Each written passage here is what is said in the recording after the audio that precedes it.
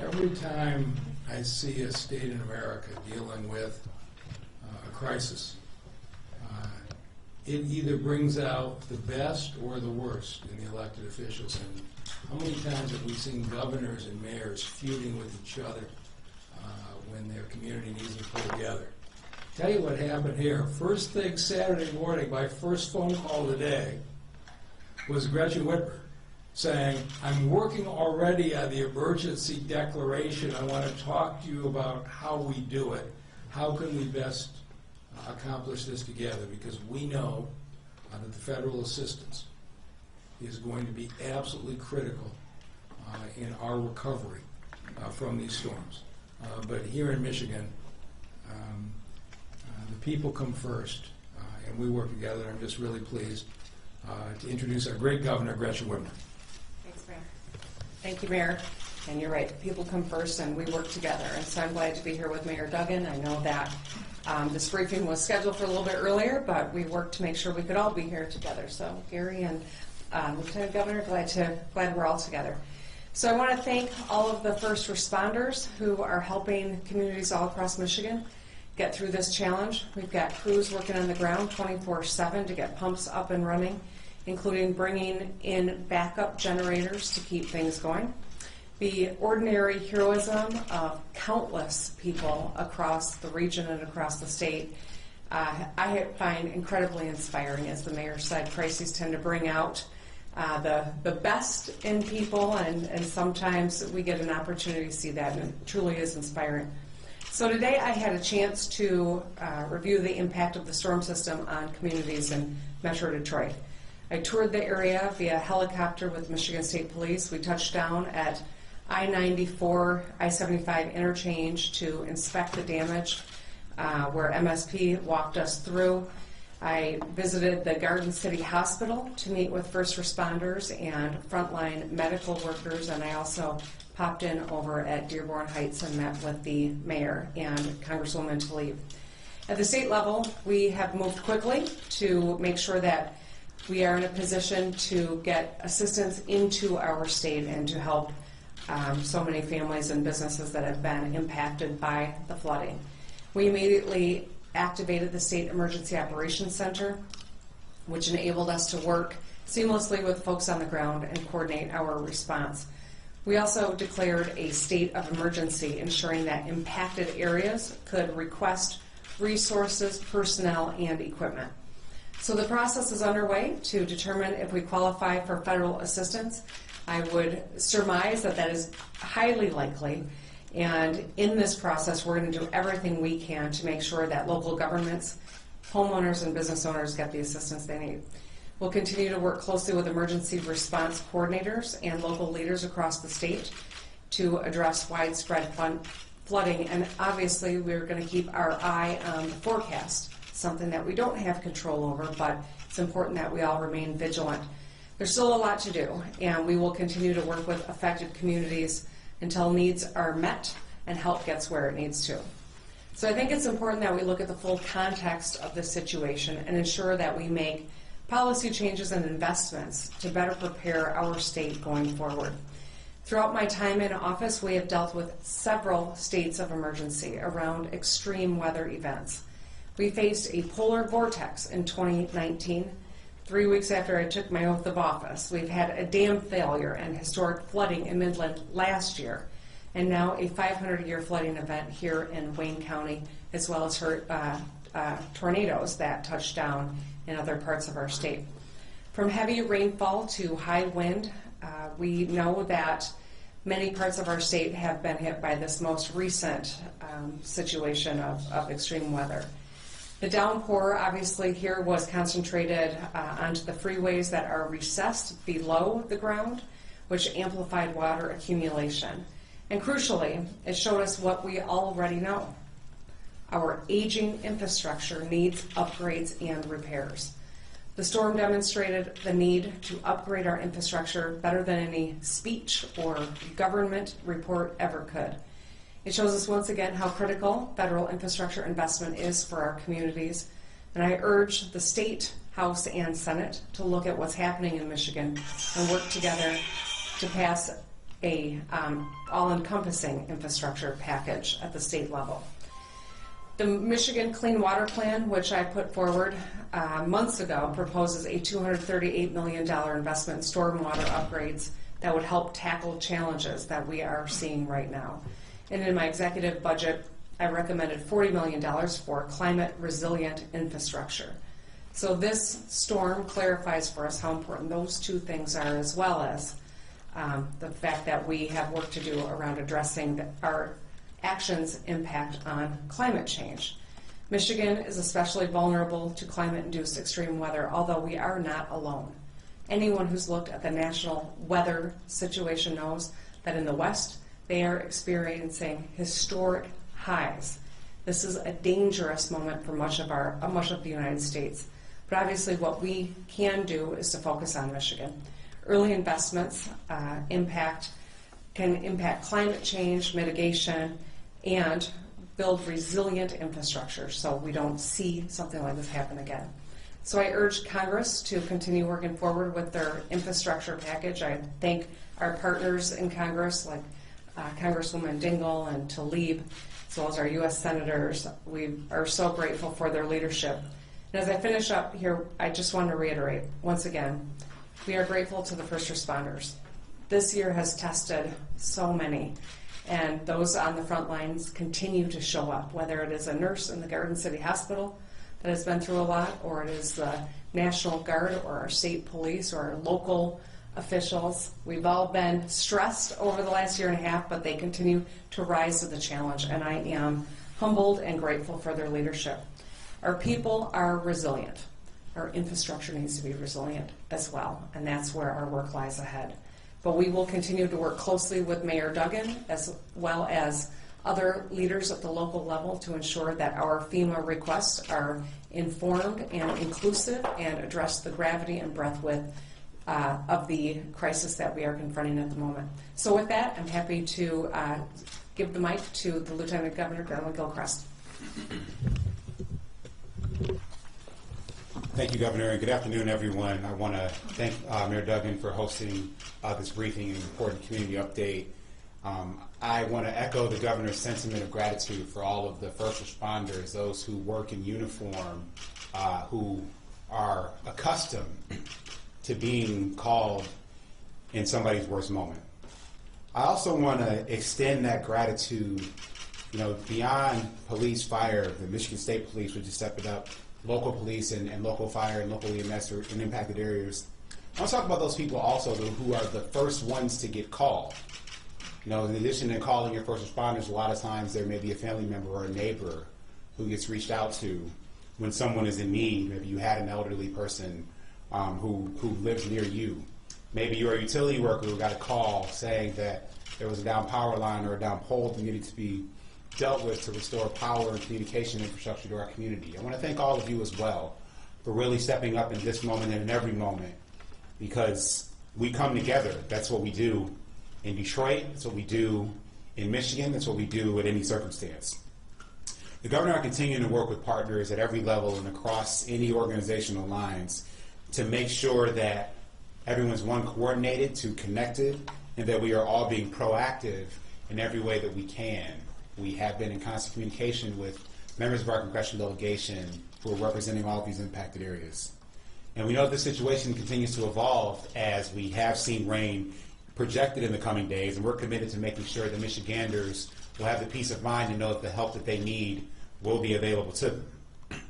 So Saturday afternoon, I was able to personally be on the ground to the impacts of these heavy rains in communities across Detroit, as well as in Dearborn and in Garden City.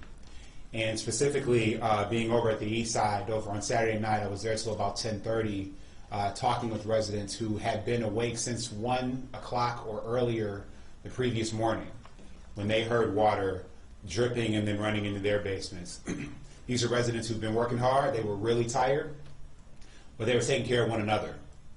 These women, they were all women who came in. They talked about how they ordered dumpsters for one another. They talked about how they helped lift debris out of one another's homes. And I think it just represents the spirit and the ethos of everything we saw. They said they didn't even know that people who were connected to them even had access to pumps to be able to pump water out of their basements and out of their homes. And I think it just speaks to the resourcefulness and the resilience, but also the fact that we as public servants have to meet and match those values with what we do. Our number one priority means it will always remain making sure that everyone is safe, that everyone in impacted areas can access the resources they need to begin the process of recovery and of rebuilding and of restoration. Again, this storm shows that we are experiencing this dramatic increase in extreme weather events here at home and across the country. In the past 2 years, we've had 2 historic flooding events in Michigan. That's not a coincidence. It's not an accident. It's a direct response to how climate change and issues of environmental justice directly impact every aspect of our lives in every place that we live. So every day that we don't take direct action in response to the challenges that climate change presents us with, it costs us. Every day we don't take action, we are building up, we are losing more and more in this race against climate change. And these events will continue to wreak havoc on our communities and most importantly on our people across our state, which is why we don't have a choice but to take bold action and to take it now. So like Governor Whitmer laid out in her remarks, we need to update and upgrade our infrastructure to mitigate the impact of future weather events and disasters like these that we unfortunately know that climate change will present to us. I'm committed to fighting for stronger, for more sustainable futures for all of our kids and for future generations to come. This storm shows us how destructive climate change can be, whether you had water rising up from above in your basement or you had water coming in from below on a roof that had failed. People don't have time to waste. We have to act and we have to do it strongly, decisively, and quickly. I want to thank the city of Detroit, the public servants here in the city for stepping up and coming together so quickly to address this situation. I understand that Detroiters in particular, feel like you're always on the front end of dealing with one crisis after another. I understand that as a Detroiter. I feel it too. It feels like we haven't been able to get reprieve, jumping from one critical situation to another. But this Saturday, I saw the capacity to act quickly, to come together, which is what we do when things get hard and when things get tough. We help one another. We stand in for one another. We stand on the shoulders of one another. We come together. Detroiters know that when we work together, there is nothing that we cannot overcome. That goes for this situation and frankly any situation that I know we may be presented with in the future. So with that, thank you for standing tall for one another, and I want to pass it back to Mayor Duggan for additional remarks. Well, thank you, Lieutenant Governor. I want to start by thanking Gary Brown, Palencia Mobley, and everybody at the Detroit Department of Water and Sewerage. 2:30 in the morning, Gary called me, telling me we had a problem. They have been literally nonstop. I'm not sure Gary has had any sleep. Ron Brudnage and the DPW team that had to start out on Sunday picking up bulk trash, something they had not been expecting to do. Police, fire, everybody's been responsive. And we've seen in this country so often at times of natural disaster that people of lower income, people of color tend to be left behind in these crises, and we are committed as a city to show that does not happen in Detroit. And so the same management team that a year ago dealt with the beginnings of the COVID crisis by putting together that testing site at the state fairgrounds that let us fight back, that set up the vaccine site at TCF. They thought they would get a little bit of a break, but that entire crisis management team is shifting over now to help our residents. We are very fortunate on loss of life, but we've had a lot of loss of property. And we are going to do everything that we can to help you recover as quickly as possible. So I'm going to take you through specifics on what services we have, how you can access them, and what you can expect. The big issue for flooded is that you really need help from the federal government. It is a major disaster declaration by the president that triggers the money that helps individuals in their homes. And so I was so pleased that the very first thing Saturday morning was the governor took the first step. Because to get that presidential declaration, you first need the governor to issue a declaration of emergency. I think she set a record in the speed with which she moved on that first step. Second, we have to do a formal request with a lot of documentation. I've been talking to the White House today. I know the governor has been talking nonstop. They know this is coming, and they know that we need help quickly. And as I'll show you in a minute, our case for declaration of disaster is compelling. Then what will happen is FEMA comes on site. Unfortunately, I know this because we went through it in 2014, but on the upside is we understand it, and they'll evaluate whether the condition exists. Then the president makes a determination. That presidential determination is going to be the single biggest factor for most people. If the president declares a major disaster, FEMA funds are unlocked, and what that means is that individuals who lost property, who had damage to their homes, can get a significant amount of federal reimbursement. The major disaster declaration is what triggers your individual help in your home. We're going to do everything that we can to get that done. In August 2014, President Obama declared a major disaster, but it took about 5 weeks after the flood. This is not something that happens instantly. And so I want the people of the city to have an expectation of what happens. Assuming that the governor and I are successful with the president, it is not going to be that FEMA is going to be here next week. We're going to have to help ourselves for a while, and I'm going to show you how we're going to go about that. So we are preparing the case for President Biden already. And let me show you the case that we're putting together. In the last 80 years, these are the largest rain events ever in the city of Detroit. And so in July of 2018, we had a little under 3 inches. Up through July of 98, we had 4.34. In August of 2014, we set a record. 4.57 inches in one day, and President Obama declared it a major disaster. The report from City Airport on June 26, 5.77 inches. Not only is this a record, this beat the old record by a huge amount. This was not your imagination. We have never seen this kind of rain volume in our area in this short a period of time. And so that's what you need to document for the president, a major disaster. It's not that you had another rainstorm. You have to demonstrate that it is an event of historic proportion, and we feel confident that we can show the president that that is the case. Let me give you a sense of what happened, because this storm completely overwhelmed the design of the whole region system. Of course, you saw it. It was Ann Arbor, it was Bloomfield, it was Dearborn, it was Grosse Pointe. It hit a lot of areas, and here's why. The average rainfall for the entire month of June, if you look back over the last 100 years, for the entire month of June, we actually get a little under 3 inches. That's for 30 days. On one day, we got 6 inches. We've never seen anything like it. We got more than 2 months of rain in just one day, and most of it came down in 5 hours.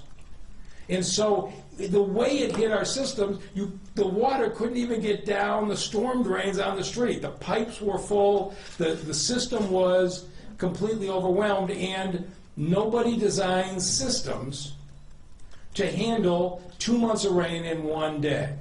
And so the question was, how fast can we respond? But this is the documentation the governor and I will be sending the president, along with the consequences, and this is why the governor says she is so optimistic that he won't forget us. This dwarfs the August 2014 look. These are all of the houses that have already called in to report basement flooding to us. I think we had 2,800 calls. The only difference between the red and the blue were those who called Saturday and those who called Sunday. And you can see it was not one area of this city. And if you went down to Dearborn, it's probably even worse. But this hit us all across the city. And so now the question is, what do you do? And what is your city going to be prepared to do to help you. So there's two things you need to do. The first is clean and repair your home, and the second is file your claim. We got to get on the first one right away, and we're going to help you make sure to get the second one so we can maximize the reimbursement. On cleaning and repairing your home, the city will be there, and I think your neighbors will be there. First, and Gary Brown will talk about this, if you've got standing water still in your basement, you think it's a hazard, call now to DWSD 267-8000. Don't be going down there if there may be wires, you're afraid of what's under there and the like.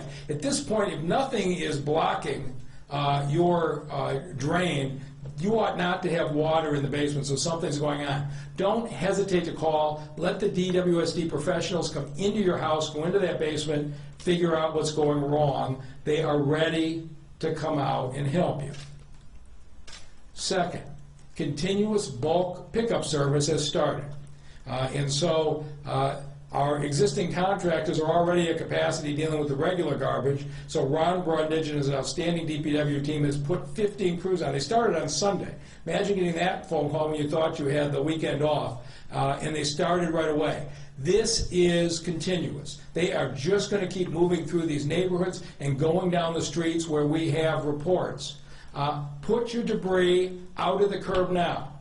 Ticketing is suspended in the flood-affected neighborhoods until this crisis is over. So don't worry about what day is bulk day. Don't worry it's been there 3 or 4 days, I'm going to get a ticket. You're not going to get a ticket. I've talked to the police department. I've talked to BC.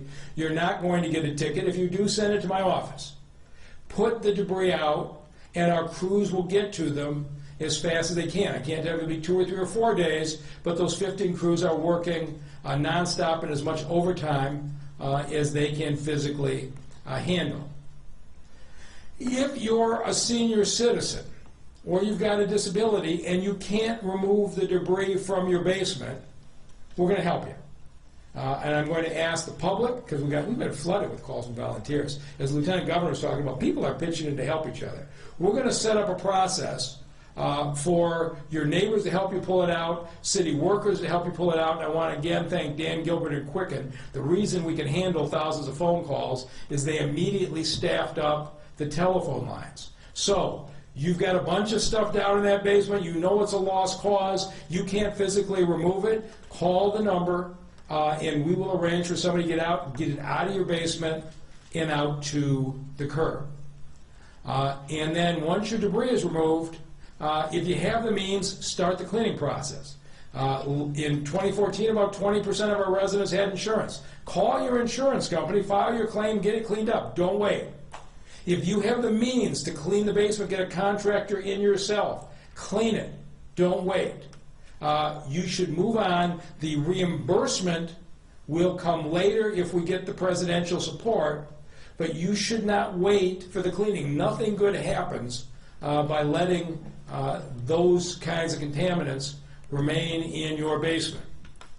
Then we want you to start the process for filing your claims for losses and cleanup costs. And already people are figuring this out. We're getting good numbers. And so the first thing is you can go online and file a claim with the Detroit Water Department. And you can see the website there is detroitmi.gov/water damage claims. You can go on that, or if you're more comfortable, call the telephone number. I know it's going to be publicized everywhere. And if you're not comfortable doing it online, you can even mail the form in. But we want to get that process started. Now you can file a claim with the Detroit Water Department. But because of the historic nature of this, probably most claims to the Detroit Water Department, it won't be a defect in the water system. It's possible that there will be some people where DWSD didn't fix your sewer line, but for most people, this will not be a claim against the Water Department. It's going to be a claim with the federal government. But fill it out anyway. If you are one of those people where there's a problem with the Detroit sewer line near your house, you can get your claim now. But if not, we're going to use that information to get you a running start on your federal application to get that FEMA money in your hands as quickly as we can. FEMA has been in this country the primary source of reimbursement in major floods. So if you fill out your claim form, what's going to happen is, even if you don't have a DWSD claim, The minute President Biden gives us that disaster declaration, we are going to contact you saying, here's how you take that information, turn it into a FEMA claim form. FEMA will come out and visit your house, but we had great success in 2014 with people getting paid claims. It just takes some time when you're dealing with the federal government. And most importantly, keep pictures of your damage and keep your receipts for any cleaning and repairs. Because when FEMA comes around, that's the documentation you need to get reimbursed. So take the pictures, keep the receipts, and there is a good chance that financial help will be coming. Now, I'd like to reach out to Detroiters who are in better shape and want to help a neighbor. We're going to have, it's going to be in the thousands, the number of houses with basement damage. And we got a lot of folks in this town that just physically aren't able to haul stuff out of their basements and out to the curb. And this is a chance for us to pitch in and help each other. I don't know if I enjoyed any days more than 2 or 3 years ago when the rising water was threatening to flood Jefferson Chalmers. And people across the city showed up and filled sandbags for days. And we really saved that neighborhood with that sandbag effort. We're asking people to come out again and help your neighbors. So we're going to look for you to work a 4-hour shift to help move debris from basements of elderly or those with disabilities. And we'll provide the protective gear, the boots and the gloves and what you need. We're going to move around to the different neighborhoods. And so on different days, we'll have the schedule before the end of the week, but on different days we'll be on the west side, the east side, southwest side. We will be gathering near areas that had significant damage and moving to those homes where folks are in need. So if you're willing to do this, go to DetroitMI.gov, click on the flood response link, and there's a link there that says Voluntary Emergency Response Sign-up. If you'll go on there and give us your information, somewhere around Thursday or Friday, we're going to send you a schedule. And we will say, we'll be at the Northwest Activity Center on Tuesday, we'll be at Chandler Park on Wednesday, where we'll have a schedule. And so you can pick the day that works in your schedule that's in your neighborhood. And then when you get there that day, you'll be going with the city supervisors to houses, and they'll contact you. And we also do a cursory background check at the time, much like we do with everybody who works in our sports leagues. And we just want to make sure there's not an outstanding warrant at the moment, but everybody is welcome. But don't be surprised at that. But I don't expect that to be any significant issue. We want everybody's help. Now, I'm going to ask Gary Brown, who's done a remarkable job the last several years, to talk to you about where we're going. And the governor talked about this too. We've got a stormwater system that was built over the last century. And it's actually a good system. In fact, it should be more than enough because it was built for a city of 2 million people. And now we've got 700,000. You would expect that that would mean our stormwater system has lots of capacity. Except it was built for the climate of the 20th century and not the climate of the 21st century. And so we are watching in California and the West Coast with the droughts and the fires that go on continually. They're having to change the way they build their communities. You watch anywhere on the East Coast or the South with the hurricanes and the terrible storms. This new climate is a part of their lives, and they're changing what they're doing. And here in the Midwest, it looks like these huge rain events are going to be our biggest risk. And that means that the system that served us so well the last century is going to be fundamentally changed if we are going to prevent this from happening over and over. And the person who's been driving this and doing a great job is our DWSD Director, Gary Brown. Thank you, Mr. Mayor, and Governor, Lieutenant Governor, for all the support that you give Detroit. I'm hoping that you'll walk away with the understanding today that this was not a maintenance issue, maintenance of the system, or a lack of maintenance issue. This was a global warming issue that caused the capacity issue that has to be fixed. And the map that you see behind you represents 3,000 miles 3,000 miles of sewer lines that were built over a century ago. There are also 2,700 miles of water lines. Over the years, we've added $1.5 billion in retention basins and construction along both rivers to prevent flooding. And the map identifies where those basins are. 9 retention basins can store 170 million gallons of storm water. Flood protection efforts in the last 3 years. We've cleaned out 30,000 catch basins. We've cleaned 575 miles of sewers. We've lined and rehabilitated another 50 miles of sewers, which essentially build capacity in the system to accept large volumes of water. Results showed last weekend the record rainfall receded from streets and basements far more quickly than in 2014. Much more is needed, however, by DWSD, by the Great Lakes Water Authority, and by MDOT. DWSD is about to start a construction on a new 95 million gallon storm system in the Rouge Park. The Great Lakes Water Authority committed to invest $750 million in the sewer system improvements over the next 5 years. MDOT is already working with the city on freeway stormwater diversion plans.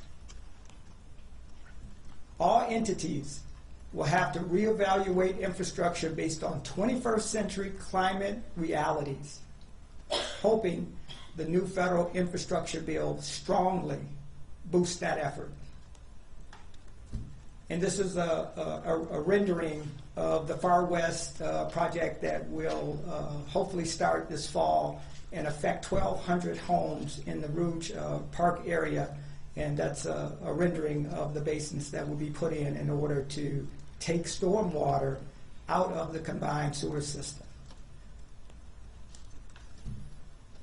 Flood briefing, flood response briefing, I think that's the end of the presentation. Okay. I think we've got the governor for about 10 minutes or so for some questions. All right, so questions? I have one quick one, two. Madam Governor, thank you for your response. You've been right here, the Lieutenant have been here, but there's a possibility, including with Representative Scott here, that we could do something about the cars that probably will be resold. I noticed in the Detroit area from the flood up where it happened before where the thing broke, a lot of cars down here that have water damage being sold. And I don't know, I've been trying to call the Attorney General's office regarding cars, can they be sold without claim or without, what do you call it? And if we could work on that, because you know who's going to get it. The low-income mother, the low-income, whether it's white or black, a sister or brother or something. And then my next phase is, Mr. Mayor, we had a team this morning out. And literally, I don't know where we would call to get bags and stuff. Trying to help seniors, trying to help neighbors. I had about 20 people with me. I had to run home and change, take a shower and get here. But rakes and stuff like that, thanks to the city who gave us gloves and stuff, still I had some left over. We used those, and then I bought other gloves. But where do we, for the people that's not on your team, can we get garbage bags or boxes or something? Because otherwise, what we did is just took something and put it on the curb and in the street. But I'm really serious about the cars not being sold. And maybe when a car gets sold with water, it needs to have a zip code on it. Or maybe we can start that with the Attorney General so people know whether or not that car was sold from another flood zone.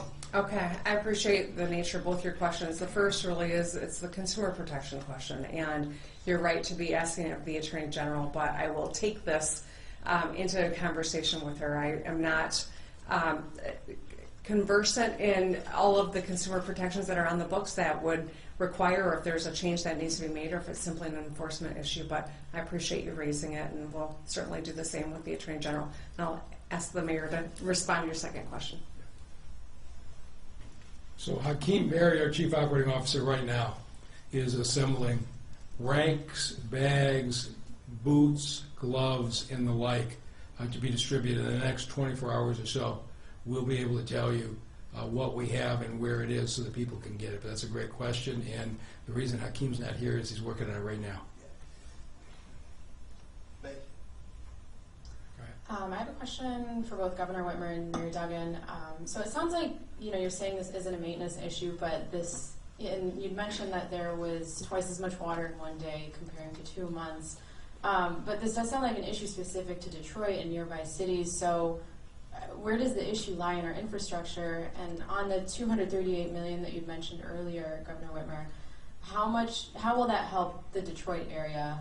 And basically, how does the city and state plan to stop this from happening again as it has in the last several years? Yeah, I mean, this is the basic question we've got to ask, and that's this.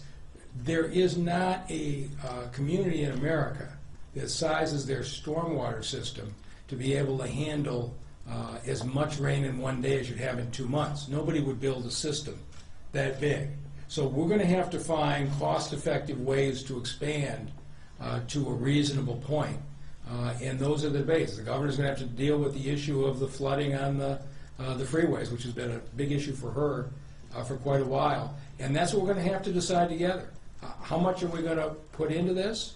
And what are going to be the most effective ways to get water out of the system of storms? Because in 2014, they told me it was a once-in-a-100-year storm. 7 years later, we got a second once-in-a-100-year storm. It's obvious to me that the once-in-a-100-year storm calculation, which was based on the last century, is going to have to be revised. And, Governor, I know you've given a lot of thought to this. Yeah. Well, I will just start with this. I mean, everyone knows that I'm passionate about infrastructure. I ran on fixing roads. All of that's overly simplistic. Infrastructure, of course, includes the pipes underneath the roads. It includes the bridges over the roads. I mean, this is decades of underinvestment in our infrastructure. And we're not alone here in Michigan. We are seeing infrastructure not across the country not be able to meet the needs of climate change in 2021. This is real. This is the confluence of underinvestment and climate change. And that's why I've been trying to have a comprehensive long-term solution to rebuilding infrastructure in Michigan. I led with it in year one. Legislature would not only agree, but not even put an alternative on the table. And so we've had to move forward doing some things piecemeal. What we need is comprehensive investment in infrastructure at the state level and at the federal level. I'm glad that President Biden is working to get an infrastructure package done, because this is not unique to Michigan. But our job is to deliver for the people of Michigan. We're doing what we can with the resources we have, but ultimately, for the sake of our economy and most importantly for the safety of our people, we have got to upgrade infrastructure, whether it's the sewer separations that need to happen across the state, or it is the roadways or the recessed freeways, which is a unique issue that we're confronting here with these particular roadways. All of these are components of why it's so crucial that we have a long-term comprehensive solution, and why I'm hopeful that maybe the legislature will come to the table seeing the impact that this event now has made very clear for everyone to see. I'm going to keep up with a two-part question trend. First for you, Governor, with the highways being under the state purview. We're starting to get some phone calls in of people who are trying to get their vehicles that have been towed getting hit with $500 to $800 bills. Is there any state reprieve that they have available to them to help alleviate those bills? And if you want to answer that, and then I can move on to Mayor Duggan. Well, first I'll just say this, my heart goes out to anyone whose home has been flooded or business was flooded. The scene over at Garden City Hospital was just incredible. I've talked to people who are just devastated, and certainly a number of people, their vehicle was lost in the flooding, the quickly rising waters. First and foremost, I think it's important to recognize There not yet been a report of a fatality, which is just tells you how quickly our first responders moved, how coordinated the effort was at the local level and the state level, all across the state. We had a couple of few tornadoes touch down. I mean, it's really pretty remarkable. But we're bracing for another few days where there could be additional precipitation, and that's something we all have got to be mindful of. In terms of those specific cases, Brian, you know, at this juncture, I think we've got to take a look to see if we've got some way to help those motorists. I can't answer that with certainty at this point in time, but I recognize that there is pain being felt by many in many different ways, and something that we want to try to help people navigate if we've got the ability to do so. Mayor Duggan, for you, first I want to get your take as you build your case to bring to the president just how strong you think likelihood is that there will be that declaration, that you will be able to get that aid, and if not, what else is available aside from claims through insurance and through lawsuits or the like for Detroiters to get some assistance? Yeah, we're going to take this one step at a time. President Biden isn't going to give us a declaration because he's our friend. That's not how he operates. We are going to have to sell this on the merits. On the other hand, I think we have a lot of credibility with him. I was part of selling President Obama in 2014 on that declaration. The case is much stronger this time. So I'm confident that we'll be successful. If not, the governor and I will be back to the drawing board with a different approach. But as you can tell, we're completely focused on building the case on the merits. Hi there, Mayor Duggan or Gary Brown. I think this would be a question for either of you. Can you give us an idea? We're getting a lot of questions from people out in Jefferson Chalmers about failures, power failures at the pumping stations, specifically Connor Creek. What happened there? And if there was a power failure, are there not backup generators that immediately start working? Can you give us the lay of the land on that, on what happened? Because I think that was also a problem along the freeways as well. Sure. It's really too early to tell. There's an investigation that will be going on at the Great Lakes Water Authority. I do sit on the board of directors and will ask for an independent firm to come in and do that investigation. And as I said, in 2016, we'll be very transparent with the public with what we find out. But it's just too early to tell right now exactly what happened. We've heard that there were a lot of power outages on the freeways, and I'm not sure that there weren't at the plant, but it's too early to diagnose exactly what happened. So do we know there was a failure there yet even, or there was, but we're trying to figure out exactly what happened? We know for about 2 hours the pumps were down, and they were brought back up within a 2-hour time period. Are they working on generators right now, or are they back to normal? Full power from DTE at the plant. All 7 pumps are operating in a dry weather mode and prepared to accept any water that we may get in the next few days. Do we know how much could have been pumped out of there in that 2 hours that may have saved some of the damage? No, we don't. It's just too early to tell. There'll be some engineers and scientists that do the calculations after the data is gathered, and we'll certainly come back to you with a transparent response as to what exactly happened. But we don't have that at this point. Thank you. This is for Mr. Brown. Going back up. What role did the Chrysler complex play in this whole event?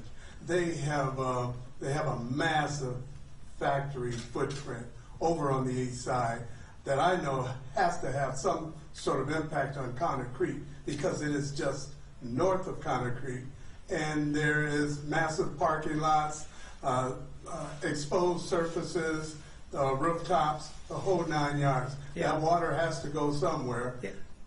Yeah, that's an outstanding question. I'm going to ask the Deputy Director and Chief Engineer who negotiated with FCA on storing their water on site and how it was done. She can give you a better explanation than I. Okay, thank you. Good afternoon. So with the FCA plant, they have installed 2 stormwater detention facilities that actually stores water from Jefferson North, as well as the additional parking that was constructed for the Mack Avenue engine plant. we can get you the specifics on the size of those facilities and what they manage, and provide that at a later date. Yeah, I just look around that area and I see very few storm retention basins. So they have 2 stormwater retention basins, one at Jefferson, I think it is in Lycas, and they have another facility at Kercheval and the street Beneteau. And so those facilities do manage up to the 100-year storm, and we will give you the specific information from Chrysler on those facilities. Thank you. Thank you. Yeah, if you go drive up Jefferson at Beneteau on the left side, Chrysler built a huge retention area. It took it really more than a block to accommodate that. So you'll see it there.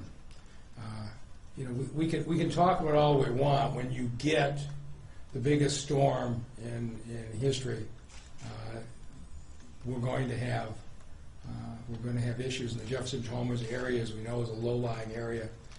And one of the things we're talking about is, it was just 2 years ago, if it weren't for those orange tiger dams, the neighborhood would have flooded out from the rising lake levels, which is a climate change function.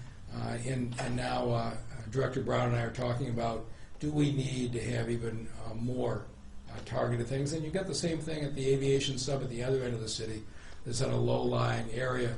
Part of what we've got to really talk about is, given this new climate, do we need to focus on the low-lying areas and stormwater in a way we've never thought of before? And I think we're probably going to have to. We've got 2 more reports. We're going to try to get these for Okay. a couple minutes and then be done. You're telling us to be sure of the answers. All right. Hi, I'm asking about 2014. So I was wondering, did the city investigate the flooding infrastructure, the flooding after 2014, and what was the results of that investigation? I unfortunately wasn't at DWSD in 2014. I took over in 2016.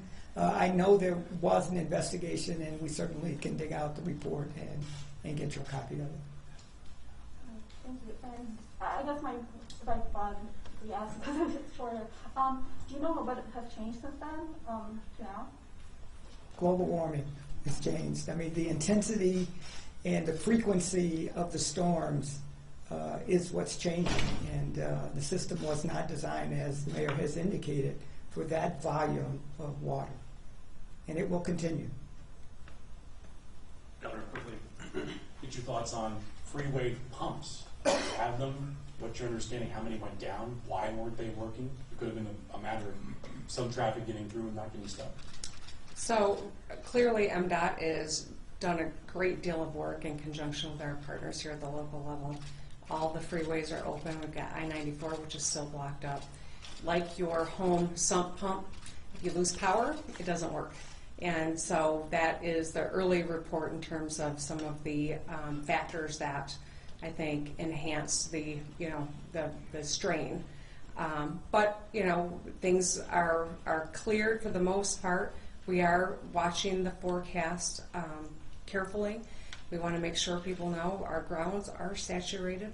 We're trying to pump out I-94, but the question is, where do you put the water? Because if the ground can't absorb it, you can't just pump it into a different part of the city. So these are all important logistical questions. I think it's crucial we address the crisis, but seek to understand precisely where there are opportunities and needs for changes. And I heard Gary say, what's changed since 2014? Well, climate, of course, has, but also I would say infrastructure doesn't get better with age, right?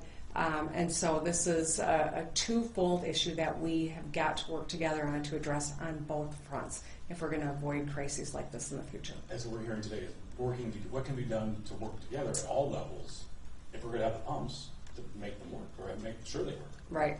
Well, and like I said, access to energy is an issue for many, and these are all parts of the analysis and have to be parts of the solution going forward. And I just love how Detroiters ask 2 questions if they're one question.